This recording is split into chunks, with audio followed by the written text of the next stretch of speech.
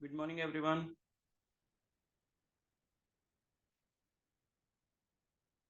Good morning, Reshma. Good morning, Sanjana. Good morning, Shivani. Good morning, Kamini. Good morning, Kashish. Good morning, Ritu. Good morning, Shweta.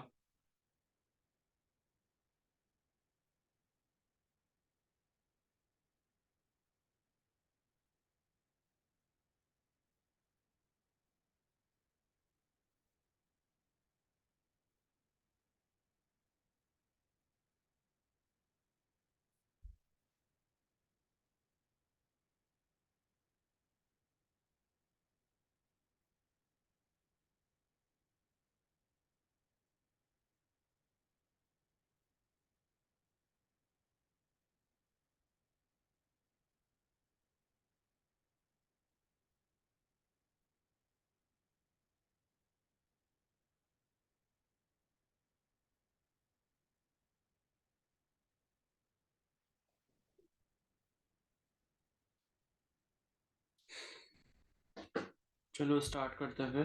ठीक है.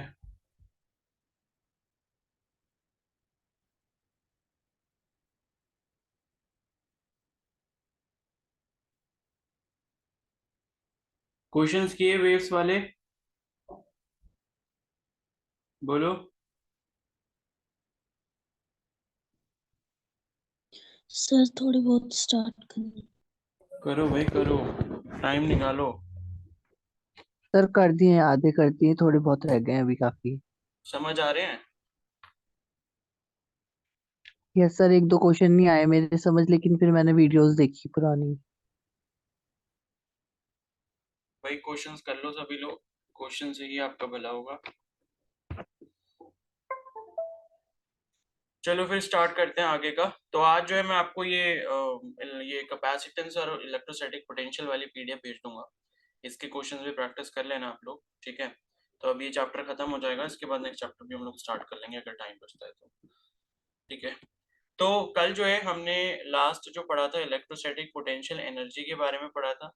ठीक है. और अगर system of 2 point charges होते हैं तो उस केस में आपकी इलेक्ट्रोस्टैटिक पोटेंशियल एनर्जी कितनी होती है वो चीज हमने देखी थी. ठीक है. और इसके बाद जो है एक्सटर्नल फील्ड में जो है वो कितनी होती है आपकी. अगर 2 पॉइंट चार्जेस को लेके आते हैं तो कितनी पोटेंशियल एनर्जी होती है उसमें स्टोर. ठीक है. डाइपोल की वजह से कितनी होती है माइनस पी डॉट ई होती है ये हमने पढ़ा था. फिर कैपेसिटर के बारे में पढ़ा था. मैंने आपको बताया था कि भाई कॉम्बिनेशन ऑफ टू कंडक्टर होता है जो कि एक दूसरे के काफी पास रखे होते हैं एंड उसके बीच में क्या होता है एक मीडियम होता है. और उसकी कैपेसिटी या कैपेसिटेंस अगर आपको निकालना है तो उसका फॉर्मूला होता है C is equal to Q by V. इसकी यूनिट गुलाम पर वोल्ट हो सकती है या फिर उसी को हम क्या कहते हैं फराड कहते हैं. सरफेस चार्ज डेंसिटी अगर आप मैंने आपको बताया था एक पैरेलल प्लेट कैपेसिटर होता है जिसमें आपकी दो प्लेट्स होती हैं जिनको पैरेलली प्लेस किया जाता है और उनके बीच में कोई मीडियम होता है. ठीक है. तो उसके लिए अगर हम प्लेट के लिए सरफेस चार्ज डेंसिटी कैलकुलेट करना चाहते हैं तो उसका फॉर्मूला क्या होता है क्यू बाई ए होता है. ठीक है. तो ये सरफेस चार्ज डेंसिटी या एरियल चार्ज डेंसिटी आप इसे कह सकते हो एरियल क्योंकि ये पूरे एरिया की बात हो रही है. इसी तरीके से जैसे हमने पिछले वाले चैप्टर में क्या पढ़ा था लीनियर चार्ज डेंसिटी पढ़ा था ना लैम्डा. ठीक है. Q by L. तो वैसे ये आपका वो होता है एरियल चार्ज डेंसिटी या सरफेस चार्ज डेंसिटी. और एक आपका वॉल्यूमेट्रिक चार्ज डेंसिटी भी होता है. ठीक है. वो आपका क्यू बाई वी होता है यानी कि पूरे वॉल्यूम में कितना चार्ज फैला हुआ है. तो ये सिग्मा हो गया. और अगर हमें इंटेंसिटी निकालनी है इलेक्ट्रिक फील्ड की जो प्लेट्स ऑफ कैपेसिटर है उसके ठीक बीच में तो वो होती है सिग्मा बाय एप्सिलॉन नॉट के बराबर. एप्सिलॉन नॉट क्या है आपका परमिटिविटी ऑफ फ्री स्पेस है. ठीक है. जो हमने कूलम्ब्स लॉ में पढ़ा था. तो ये हो गया. और उसके बाद जो है Q upon A epsilon not हो गया क्योंकि सिग्मा की जगह हमने क्या रख दिया क्यू अपॉन ए रख दिया. तो यहाँ तक जो है हमने करा था. और इसके बाद अब थोड़ा सा आगे आ जाते हैं. तो उसी अगर पैरेलल प्लेट कैपेसिटर की बात करें अगर हमें क्या निकालना है पोटेंशियल डिफरेंस निकालना है. ठीक है. अगर हम वहां पर बात कर रहे हैं किसकी पोटेंशियल डिफरेंस की प्लेट्स के बीच में तो क्या हो जाएगा वो V is equal to E D वाला फॉर्मूला लगा देंगे. हमने ये फॉर्मूला ऑलरेडी पढ़ रखा है कि पोटेंशियल जो होता है वो क्या होता है इलेक्ट्रिक फील्ड इनटू डिस्टेंस होता है. तो ये ईडी लगा देंगे और ई की जगह हम क्या रख देंगे जो इलेक्ट्रिक फील्ड अभी हमने कैलकुलेट करी Q upon A epsilon not वो रख देंगे. तो आपका फॉर्मूला ये वाला बन जाएगा. यानी कि सिंपल बेसिक वाला फॉर्मूला याद रखो उसमें इलेक्ट्रिक फील्ड की वैल्यू रख दो. आपको फॉर्मूला मिल जाएगा Q D upon A epsilon not. ठीक है। और जहां पे डी क्या है, D is the distance between the conductor plate, यानी कि दो जो प्लेट इस तरीके से रखी गई हैं ऐसे करके, ठीक है, दो जो प्लेट्स इस तरीके से रखी गई हैं, तो इनके बीच में जो डिस्टेंस डी होगा उसी को हम यहाँ पर डी से डिनोट कर रहे हैं, ठीक है। उसके बाद है यहाँ पर capacity of the capacitor in air और वैक्यूम इज गिवन बाय, ठीक है। तो हम मतलब स्पेसिफिकली एयर या फिर वैक्यूम की बात करें कैपेसिटी का, तो कैपेसिटी हमने फॉर्मूला ऑलरेडी पढ़ रखा है, क्या होता है, C equal to Q by V होता है, यानी कि टोटल चार्ज कितना है और नीचे डिवाइडेड बाय पोटेंशियल हो जाएगा, ठीक है, यानी कि पोटेंशियल कितना है प्लेट्स के बीच में। और इसको हम क्या कर सकते हैं, ये जो Q है, ठीक है, इसको हमने क्या करा यहाँ पर Q अपॉन ये जो V था आपका, इसको हमने बेसिकली क्या कर दिया, यहाँ पर V की वैल्यू रख दी, ठीक है, यहाँ पर हमने क्या करा, V की वैल्यू रख दी। तो V की वैल्यू अभी आपने ऊपर देखा कि क्या होती है, QD upon A epsilon not होती है। तो यहाँ पर जो है आपने V की वैल्यू अगर रखी तो क्या हो जाएगा, जैसे C is equal to Q by V है, तो ये Q हो गया, और V की जगह आपने क्या रख दिया, QD upon A epsilon not, ठीक है। तो QD upon A epsilon not ये ऊपर चला जाएगा, तो ये Q से Q क्या होगा, कैंसिल हो गया, और आपको फॉर्मूला क्या मिल गया, A epsilon not upon D मिल गया, या epsilon not A upon D मिल गया। तो ये फॉर्मूला किसके लिए होता है, जब आपके कैपेसिटर की जो प्लेट्स हैं उसके बीच में एयर या फिर वैक्यूम है, तो उस केस में ये एप्सिलॉन नॉट हो जाएगा, ठीक है। अगर एयर या वैक्यूम के अलावा कोई और मीडियम होगा तो उसका एप्सिलॉन ले लेंगे, यानी कि उसकी परमिटिविटी ले लेंगे। तो ये आसान है, कुछ इतना टफ नहीं है, ठीक है, कैपेसिटेंस की बात करिए। अब उसके बाद यहाँ पर लिखा है कि if the medium between the plates of a capacitor is filled with a dielectric, यानी कि जो प्लेट के बीच में मीडियम है, पहले हमने उसको क्या कंसीडर किया कि वो एयर या फिर वैक्यूम है, लेकिन उसके बाद अगर हम ये दूसरा केस लेते हैं कि हमने प्लेट के बीच में एक डाइलेक्ट्रिक डाल दिया, डाइलेक्ट्रिक का मतलब क्या है, एक इंसुलेटर होता है डाइलेक्ट्रिक, ठीक है, एक इंसुलेटर मीडियम हमने डाल दिया, ठीक है। तो उस पर्टिकुलर केस में जो आपका नया कैपेसिटेंस हो जाएगा या जो नई कैपेसिटी बन जाएगी वो आपकी C इज इक्वल टू के सी नॉट होगी, जहां पर C नॉट का मतलब क्या है, ये वाला, ये है आपका C नॉट। C नॉट का मतलब क्या है कि जब आप कैपेसिटी एयर या फिर वैक्यूम के केस के लिए क्या करते हो, कैलकुलेट करते हो, तो उसको आप K से मल्टीप्लाई कर दोगे, और K क्या होता है, डाइलेक्ट्रिक कांस्टेंट होता है, ठीक है। और K के बारे में आपने वो भी पढ़ा था, K क्या होता था भाई, एप्सिलॉन अपॉन एप्सिलॉन नॉट होता था, जिसे आप एप्सिलॉन आर भी कहते थे, यही आपका K है, और इसी को हम क्या कहते हैं, डाइलेक्ट्रिक कांस्टेंट है, ठीक है। ये हमने न्यूटन लॉ में पढ़ा था ना ऊपर, कि जो K होता है वो क्या होता है, यस सर। देखो यहाँ पर लिखा है,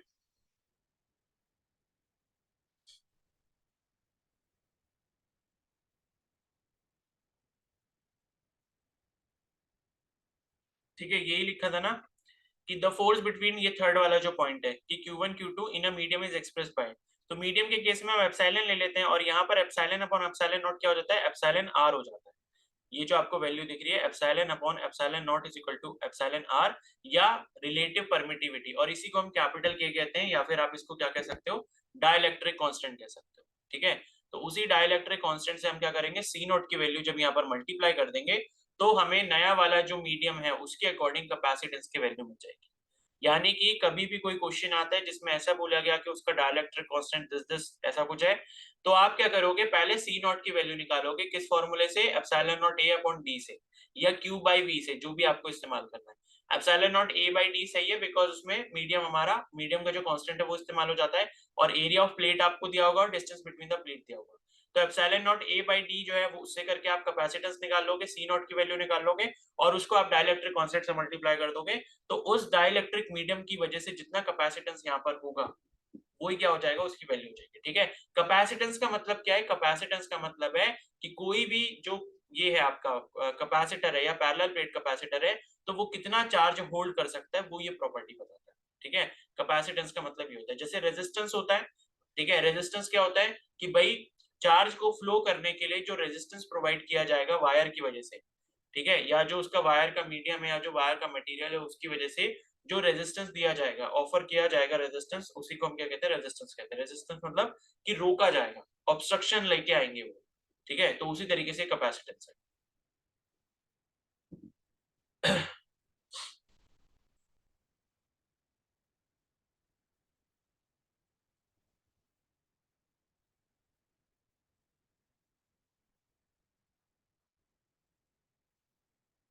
चलो ये तो रहने दो, ये अगर क्वेश्चन आएगा तो उसका देख लेना, ये ठीक है। जब पूरा डाइलेक्ट्रिक भरा होता है। अब ये जो नेक्स्ट है ये वाला इंपॉर्टेंट है, ये रिलेशन ये आपके क्वेश्चंस में इस्तेमाल होगा, ठीक है। और फिर ये है कि for capacitors in series combination the equivalent capacitance C is given by, ठीक है। तो अगर मान लो सीरीज में लगे हुए हैं कैपेसिटर, मैं आपको बता दूं कि कैपेसिटर दिखता कैसे है। कैपेसिटर के लिए सिंबल हम लोग ये वाला इस्तेमाल करते हैं। तो सीरीज का मतलब क्या है कि एक प्लेट से, मतलब एक कैपेसिटर की जो एक प्लेट है वो दूसरे कैपेसिटर की किसी एक प्लेट से जुड़ी होगी, ठीक है। तो ऐसे कॉम्बिनेशन को हम क्या कहते हैं, ऐसे कॉम्बिनेशन को सीरीज कॉम्बिनेशन कहते हैं। लेकिन अगर मैं क्या कर दूं कि ये जो आपकी प्लेट है, ठीक है, ये इसको मैं इस तरीके से जोड़ दूं ऐसे, और यहां से ये दो मैंने वायर निकाल दी, ये C1 है और ये C2 कैपेसिटर है, तो ये मेरे अब कैसे हो गए, पैरेलल प्लेट हो गए, मतलब पैरेलल में हो गए। पैरेलल प्लेट तो पहले से ही है, पैरेलल कॉम्बिनेशन में हो गए। तो पैरेलल कॉम्बिनेशन का मतलब है कि जो आपका एक कैपेसिटर है उसकी जो एक प्लेट है, कोई भी एक प्लेट ले लो, तो वो आपको कभी भी दूसरे कैपेसिटर से डायरेक्टली लिंक्ड नहीं होगी, उसके बीच में कोई ना कोई जॉइंट आ रहा होगा। जॉइंट कहाँ पे आ रहा है, जैसे यहाँ पर जॉइंट इस पॉइंट पर आ रहा है, क्योंकि यहाँ से जो है एक वायर तो आपके कनेक्शन में जा रही है, ठीक है, ये वायर आपकी कहीं बैटरी वैटरी में जा रही होगी, इलेक्ट्रिकल सप्लाई में जा रही है, और फिर उससे कनेक्ट होकर वायर आपकी C2 में जा रही है। तो जब भी डायरेक्ट कनेक्शन होगा एक कैपेसिटर की किसी एक प्लेट से दूसरे कैपेसिटर की किसी एक प्लेट से, तो अगर जैसे यहाँ पर आप देख रहे हो डायरेक्ट कनेक्शन है दोनों प्लेट्स के बीच में, ये C1 है ये C2 है, तो अगर इन दोनों के बीच में डायरेक्ट कनेक्शन आ रहा है तो ये सीरीज में हो जाएगा। और सीरीज के केस में यहाँ पर क्या है, जो कैपेसिटेंस का फॉर्मूला होता है वो ये होता है 1/CS, CS का मतलब capacitance equivalent in series, is equal to 1/C1 plus 1/C2 plus 1/C3 and so on. लेकिन जब आप रेजिस्टेंस निकालते हो तो रेजिस्टेंस में आप ये वाला फॉर्मूला पैरेलल के केस में देखते हो। तो ये चीज ध्यान रखना कि रेजिस्टेंस के केस में जो फॉर्मूला हमें दिखता है पैरेलल के केस में उस जैसा नहीं होता, उस जैसा फॉर्मूला इसमें कहाँ होता है, सीरीज में होता है। तो इसका सीरीज और उसका जो पैरेलल कॉम्बिनेशन है रेजिस्टर का, वो दोनों सेम सेम दिखते हैं या सिमिलर दिखते हैं, ठीक है। और अगर आप यहाँ पर पैरेलल कॉम्बिनेशन लेते हो कैपेसिटर का, तो उस केस में जो इक्विवेलेंट कैपेसिटेंस होगा वो ये हो जाएगा Cp is equal to C1 plus C2 plus C3 plus so on, ठीक है, ऐसा हो जाएगा, ठीक है। तो ये हो जाएगा, तो C1 C2 C3 क्या हो गए, आपके इंडिविजुअल कैपेसिटेंसेस हो गए। अब उसके बाद नेक्स्ट यहाँ पर फॉर्मूला है एनर्जी U का, ये भी बहुत इंपॉर्टेंट है, इस पर भी सीधे सीधे क्वेश्चन आता है, सीधे फॉर्मूला बेस्ड, ठीक है, सीधे फॉर्मूला बेस्ड क्वेश्चन आता है। तो इस फॉर्मूला को भी आप ध्यान रखना। जो एनर्जी स्टोर्ड होती है कैपेसिटर में, अगर मान लो उसमें चार्ज Q रखा गया और पोटेंशियल V है, ठीक है, प्लेट्स के बीच में या कैपेसिटर में, तो उस केस में यहाँ पर जो एनर्जी स्टोर्ड होगी वो U is equal to half QV हो जाएगी, ठीक है, हाफ QV हो जाएगी। अब अगर आप, मैं यहाँ पर दिखा देता हूँ ये CV स्क्वायर कैसे आता है। तो U का एक तो फॉर्मूला क्या हो गया, हाफ QV हो गया, ठीक है। और यहाँ पर आप क्या कर सकते हो, देखो हमने क्या फॉर्मूला पढ़ा था, कैपेसिटेंस का फॉर्मूला पढ़ा था Q by V, और Q by V का मतलब ये है कि Q की वैल्यू क्या हो जाएगी, यहाँ से CV के बराबर हो जाएगी। तो अगर इस फॉर्मूले में U equal to half QV वाले फॉर्मूले में मैं Q की जगह क्या रख देता हूँ, CV रख देता हूँ, और इसको V से मल्टीप्लाई करा तो हमें एक और फॉर्मूला मिल गया, क्या मिल गया, हाफ CV स्क्वायर मिल गया, ठीक है। तो हाफ CV स्क्वायर फॉर्मूला मिल जाता है। और दूसरी चीज हम क्या कर सकते हैं, दूसरी चीज हम कर सकते हैं कि अगर मैं इस वाले फॉर्मूले से C is equal to Q by V वाले फॉर्मूले से अगर पोटेंशियल का वैल्यू निकालूं जो कि Q by C होगा, और वापस से इस वाले फॉर्मूले में रख दूं, तो ये क्या हो जाएगा 1/2, ये Q रहेगा और ये Q by C हो जाएगा। तो ये क्या हो जाएगा, half Q square by C के बराबर हो जाएगा, ठीक है। तो ये आपका तीसरा फॉर्मूला आ गया, Q स्क्वायर बाई 2C बोलो या half Q square by C बोलो, एक ही बात है। तो बस करना कुछ नहीं होता है, C is equal to Q by V वाले फॉर्मूले से एक बार आपने Q की वैल्यू रख दी उसमें, और एक बार आपने V की वैल्यू रख दी, तो आपको दो अलग अलग फॉर्मूले मिलते हैं। बेसिक जो फॉर्मूला है वो आपको ध्यान रखना है, हाफ Q इंटू V, ठीक है। अब ये हाफ Q इंटू V मतलब कैसे हो रहा है, ये भी आप थोड़ा सा दिमाग लगा सकते हो, क्योंकि जो एनर्जी स्टोर्ड इन कैपेसिटर है वो हुई कैसे होगी, जब आपने कैपेसिटर में या कैपेसिटर में जो चार्ज स्टोर हुआ है उसके ऊपर काम किया होगा, वर्क डन किया होगा। तो हमें पता है जो वर्क डन होता है, ठीक है, मतलब आपको पता है पोटेंशियल का फॉर्मूला क्या होता है, work done per unit charge, ठीक है, W by Q होता है। और यहां से आप देखोगे वर्क डन की वैल्यू क्या आ जाएगी, QV के बराबर आ जाएगी। तो वर्क डन क्या होता है, QV होता है, और यही QV जो है वो आपका पोटेंशियल एनर्जी में स्टोर हो जाता है, लेकिन इसको 1/2 से मल्टीप्लाई करना होता है, ठीक है। तो इसके पीछे भी रीजन है, वो आपको डिटेल में पढ़ने पे समझ आएगा। तो बस इतना ध्यान रख लो कि ये जो एनर्जी स्टोर होती है ये आपकी हाफ QV के बराबर हो जाती है।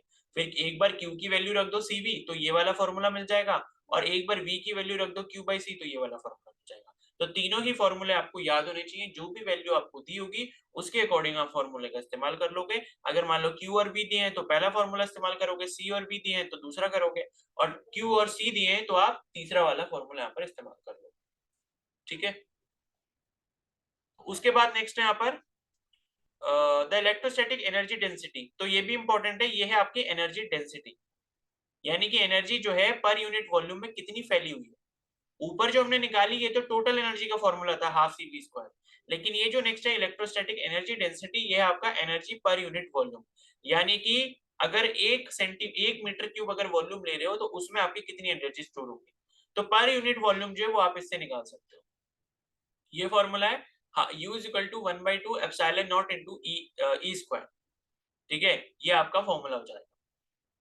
ठीक है, तो ये भी जो है आप कैसे निकाल सकते हो ये भी मैं आपको बता देता हूँ, अगर आता है रिलेशन यहाँ से। तो एनर्जी जो डेंसिटी है उसको हमने किससे डिनोट करा है, यू से ही करा है। तो एनर्जी डेंसिटी को मैं यू डी से डिनोट कर लेता हूँ। ठीक है, ये अभी हमने क्या पढ़ा कि टोटल चार्ज जो होगा आपका, सॉरी टोटल जो एनर्जी होगी पर यूनिट वॉल्यूम के, तो यहाँ पर यू की वैल्यू क्या है आपकी, हाफ सी वी स्क्वायर है। ठीक है, और नीचे ये आपका वी है, एक वी से एक वी कैंसिल हो जाएगा, क्या मिल गया आपको 1/2 सी वी मिल गया। ठीक है, एक तो ये तरीका आप कर सकते हो, और यहाँ पे फिर आप क्या कर लोगे, अरे सॉरी सॉरी, ये वी तो वॉल्यूम है ना, मैंने वी से वी कैंसिल कर दिया, थोड़ा सा कंफ्यूजन हो गया यहाँ पे। तो u बाई वी जो है ये आपका क्या है, ये है आपका वॉल्यूम। ठीक है, ये है आपका वॉल्यूम। तो यहाँ पर u की जगह आपने मान लो रख दिया हाफ सी वी स्क्वायर, ये वाला v जो है ये क्या आपका पोटेंशियल है। ठीक है, और ये जो नीचे वाला वॉल्यूम है, इस वॉल्यूम को आप क्या लिख सकते हो, इस वॉल्यूम को आप लिख सकते हो एरिया इंटू डेंसिटी। ये मैंने आपको बता रखा है कि वॉल्यूम का क्या होता है, बेस एरिया इंटू डेंसिटी होता है, कोई भी फिगर हो आपका। ठीक है, तो एरिया इंटू डेंसिटी हो जाएगा। तो ये हो गया। अब ये जो है हाफ सी वी स्क्वायर की जगह जो है ये सी रखा आपने, और उसके बाद जो है सी की वैल्यू हम क्या रख सकते हैं, क्यू बाई वी अगर रखते हैं तो क्यू बाई वी, हाँ ठीक है। तो इस सी की जगह मान लो मैंने क्या रखा, क्यू बाई वी रख दिया, और ये वी स्क्वायर ये पोटेंशियल, और ये नीचे कितना हो गया, ए इंटू डी हो गया।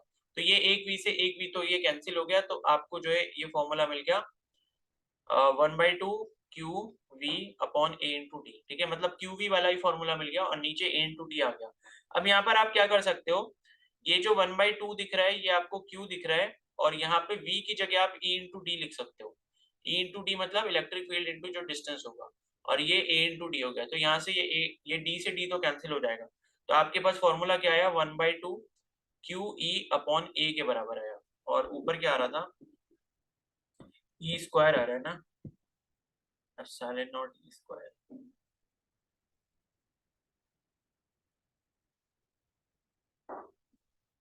तो याद ही कर लो इसे। ठीक है, तो मतलब ऐसे करके है कि कुछ रिलेशन यूज करके आ जाएगा यहाँ पर, फिर हम क्या करेंगे, ये क्यू स्क्वायर बाई सी जो आया है, नहीं क्या आया था, क्यू ई बाई ए आया है, इसमें हम क्या करेंगे, ई का एक ऐसा रिलेशन या तो यूज करेंगे, या क्यू का ऐसा रिलेशन यूज करेंगे जो कि आपका इलेक्ट्रिक फील्ड से मतलब रिलेट करता है, और उसमें एप्सिलॉन नॉट भी आता है। ठीक है, तो ऐसे करके जो है ये आपका सीधा सीधा फॉर्मूला आ जाएगा। तो बस इसको फॉर्मूले को याद कर लो कि ये आपका एनर्जी डेंसिटी होता है, यानी कि electrostatic energy per unit volume. ठीक है, और ये वेन डी ग्राफ जनरेटर तो है नहीं बहुत टाइम से, मतलब नीट के सिलेबस में भी पता नहीं शायद है या नहीं, बट ये है कि इससे कोई क्वेश्चन आता तो नहीं है। ठीक है, तो इसे छोड़ो फिर। तो ये जो है आपका इतना ही है इस चैप्टर में इम्पोर्टेंट। अब यहाँ से एक और चीज आपने ध्यान रखनी है कि कैपेसिटेंस आपको इक्विवेलेंट निकालना आना चाहिए। ये वाले पे बहुत अच्छे अच्छे क्वेश्चंस आते हैं, मतलब सर्किट आता है, तो सर्किट सॉल्व करना आपको आना चाहिए। तो जो पीडीएफ में आपको भेजूंगा उसमें जो है आपको क्वेश्चंस इस टाइप के मिल जाएंगे सर्किट के लिए। तो पैरेलल और सीरीज मैंने आपको समझा दिया कि आप कैसे कर सकते हो। ठीक है, कि पैरेलल और सीरीज जो है वो आप मतलब कैसे करोगे। ठीक है, तो अभी 1 मिनट रुको जरा, मैं वो निकाल लूं PDF.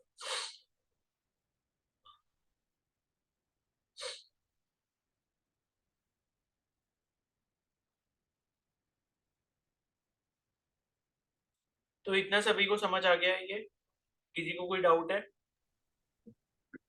No, sir. No, sir.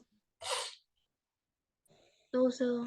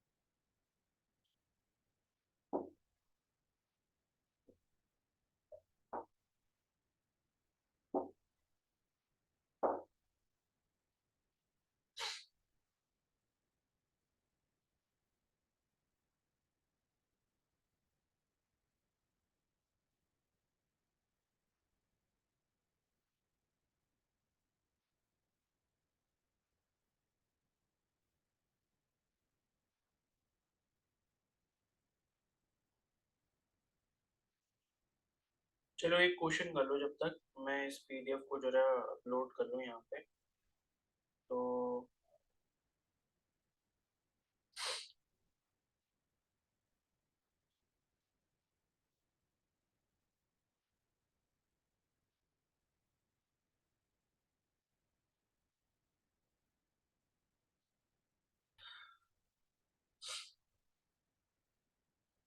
चलो ये क्वेश्चन करो जरा।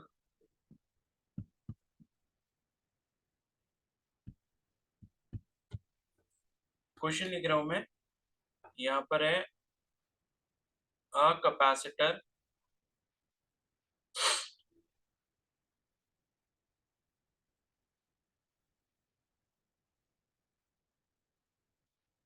एक सेकंड रुको।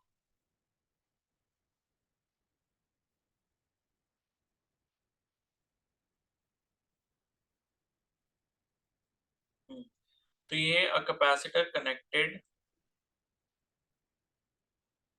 टू अ 10 वोल्ट बैटरी, ठीक है। collects a charge of collects a charge of 40 microcoulomb. अच्छा ये बताओ 40 माइक्रोकुलम में कितने कुलाम्स होंगे?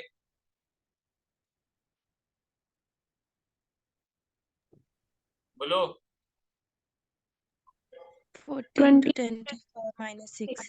नहीं ये 20 कौन कह रहा है भाई? 40 sir, sorry. क्या 40? 40 into 10 to the power minus 6 coulomb. हाँ भाई ये पढ़ा चुका हूँ मैं सारी चीजें, ये कन्वर्जन वगैरह, इसीलिए स्टार्टिंग में स्ट्रॉन्ग करवाया था। बट फिर वो ये कि रिवीजन करते नहीं हो तो याद कैसे रहेगा। और ये कैपेसिटर वाले में आपको सारी जो वैल्यूज है वो माइक्रो या फिर नैनो में मिलती है। तो ये है a capacitor connected to a 10 volt battery collects a charge of 40 microcoulomb with air as dielectric and 100 microcoulomb with a given oil as dielectric। तो आपसे पूछा है the dielectric constant of oil is, oil का जो dielectric constant है वो कितना होगा, ठीक है। तो यहाँ पर है 1.5, बी है 2.0, सी है 2.5 और डी है 3। करो जल्दी से।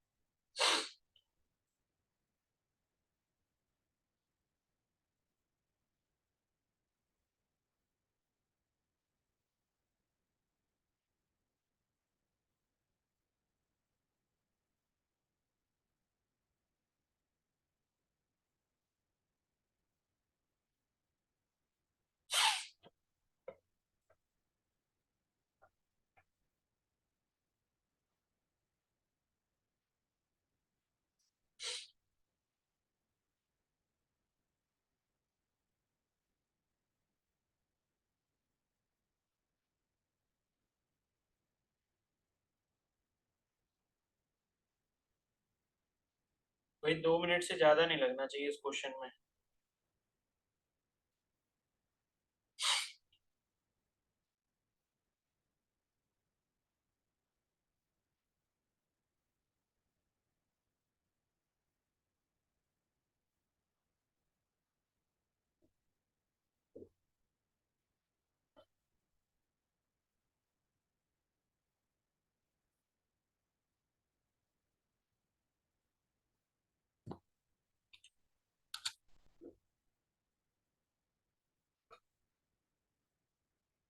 करो भाई जल्दी।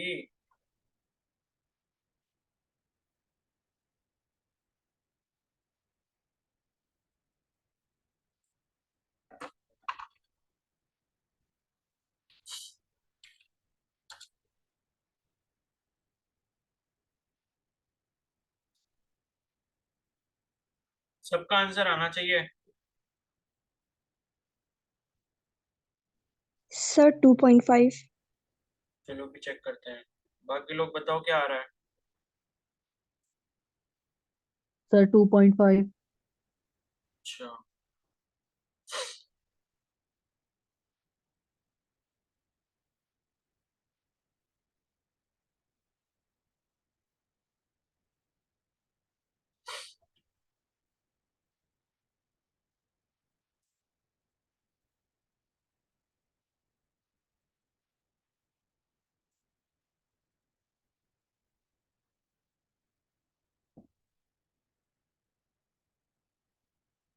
अकेला कितना आ रहा आंसर?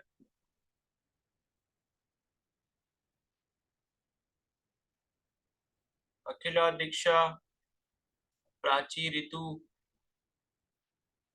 संजना, क्या रहा भाई आंसर?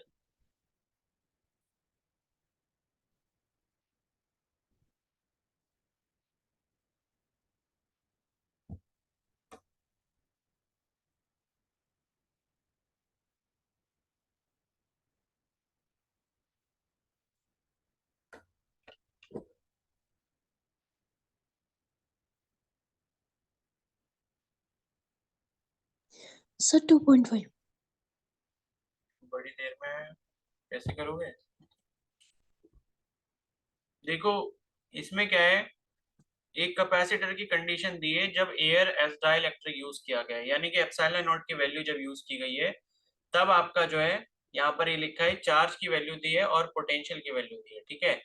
तो इस केस में अगर मैं यहाँ पर क्या निकाल लूं, सी नॉट की वैल्यू निकाल लूं, तो सी नॉट मेरा कितना हो जाएगा, A epsilon not upon D हो जाएगा, ठीक है। A epsilon not upon D हो गया। और इस केस एक मिनट, पहले ये वाला फॉर्मूला देख लो। जो सी का हमने फॉर्मूला देखा था वो क्या होता है, के सी नॉट होता है, ठीक है। तो सी इज इक्वल टू के सी नॉट होता है, और हमें यहाँ पर के की वैल्यू निकालनी है। और सी नॉट की वैल्यू क्या हो जाएगी, सी इज इक्वल टू के, सी नॉट की वैल्यू क्या हो जाएगी, क्यू बाई वी हो जाएगी, ठीक है। तो ये क्या हो जाएगा, के की अगर आपको वैल्यू निकालनी है तो ये सी वी अपॉन क्यू के बराबर हो जाएगा। और सी जो है वो आपको दिया ही नहीं दिया है।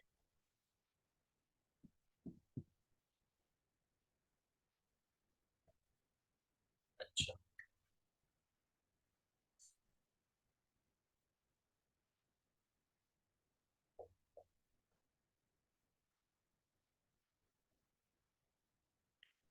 तो भाई देखो, सी नॉट की जो वैल्यू आएगी, चार्ज आपको दिया है और 10 वोल्ट की बैटरी, तो ये आपका क्यू बाई वी हो जाएगा, ठीक है। और ये के कर देते हैं और ये Q not upon V not कर देते हैं। तो क्यू बाई वी जो है दूसरे केस में जो चार्ज दिया है वो आपको कितना दिया है, 100 माइक्रो दिया है, 100 × 10⁻⁶ कूलम, ठीक है। और वी पोटेंशियल तो सेम ही रहेगा जो कि 10 वोल्ट है, तो ये 10 हो गया। और दूसरे केस में जो है ये के हो गया, और क्यू नॉट की वैल्यू जो थी कि कितनी दी है, 40 माइक्रो दी है, तो ये 40 हो गया, × 10⁻⁶ हो गया, अपॉन ये 10 ही रहेगा, तो ये 10 से 10 कैंसिल हो गया, 10⁻⁶ से ये कैंसिल हो गया, एक जीरो से ये एक जीरो कैंसिल हो गया। तो के की वैल्यू कितनी आ गई, 10/4 आ गई, यानी कि 2.5 आ गई,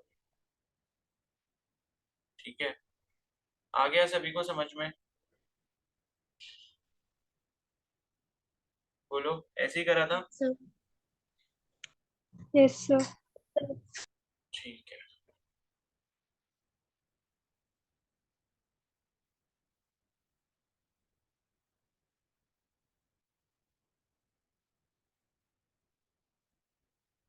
चलो एक क्वेश्चन और लिखो, नेक्स्ट चैप्टर कल से ही स्टार्ट करेंगे, ठीक है। आज आपको इसके क्वेश्चंस भेजूंगा मैं पीडीएफ, तो वो आप जरूर करना, ठीक है। तो इसके जो क्वेश्चन है,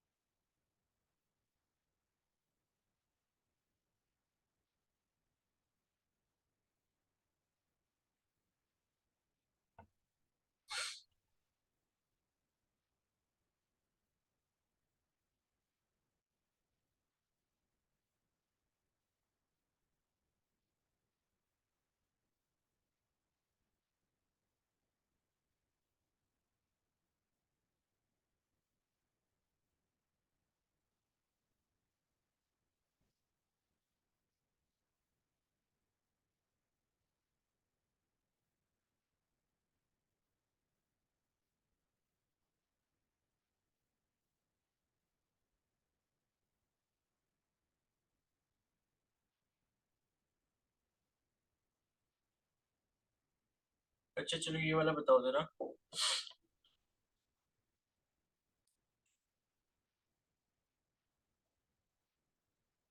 an electric dipole is placed at an angle 30 degree.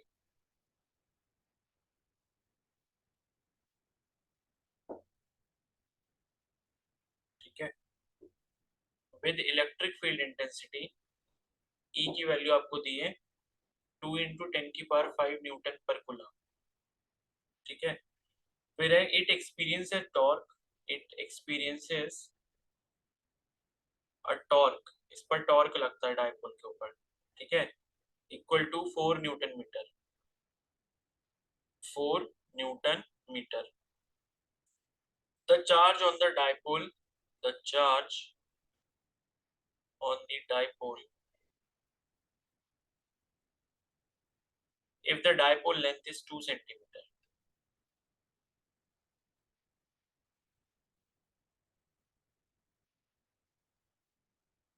ठीक है, तो ये आपको बताना है। इसके ऑप्शन में दे रहा हूँ, ए है 5 मिली कूलम, ठीक है, बी है यहाँ पे 7 माइक्रो कूलम, सी है यहाँ पे 8 मिली कूलम और डी है यहाँ पे 2 मिली कूलम। बताओ जरा जल्दी से करके, ये 2 मिनट का टाइम है बस, जल्दी से बताओ।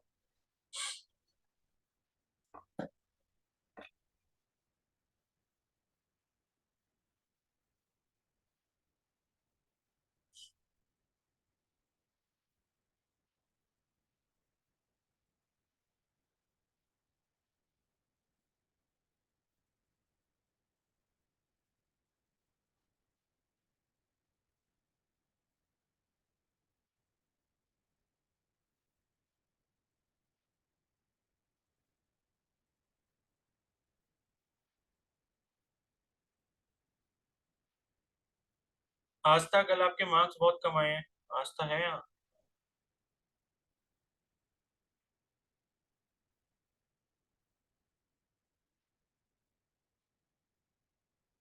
नहीं नहीं।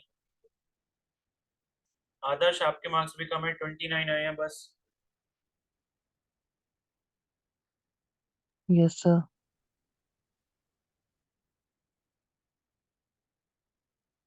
प्राची के 47 है, सना के 41, दिव्या के 43, कामिनी के 42, संजना, संजना है यहाँ पे, संजना 22 मार्क्स आए हैं बस।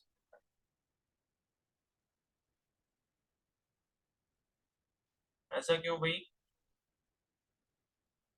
कोई रीजन है आपके पास?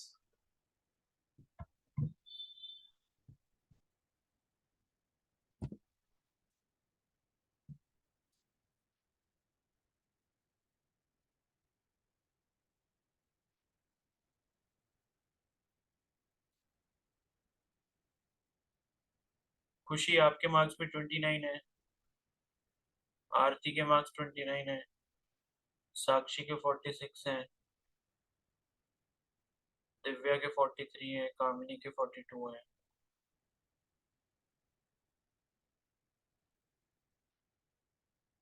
भाई थोड़ा सिंसियर होके टेस्ट दो, ठीक है।